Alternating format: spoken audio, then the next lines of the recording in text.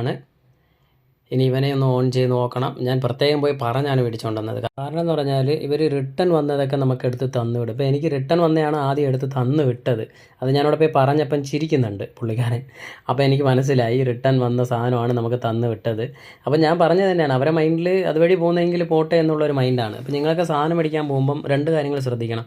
സൈഡിലെ സ്റ്റിക്കറിൽ, ഈ സൈഡിൽ കാണുന്ന സ്റ്റിക്കറുണ്ട്, അവിടെ എന്തെങ്കിലും ഡാമേജസ് ഉണ്ടോ എന്ന് നോക്കണം. അതുപോലെ സ്ട്രിപ്പില്ലേ, ഡിസ്പ്ലേ സ്ട്രിപ്പ് ഇങ്ങനെ വളഞ്ഞൊക്കെ ഇരിപ്പുണ്ടെങ്കിൽ അത് ആൾറെഡി കൊണ്ടുപോയി ബോർഡിൻ്റെ അകത്ത് സെറ്റ് ചെയ്തതിൻ്റെ വളവാണ് കാണിക്കുന്നത്.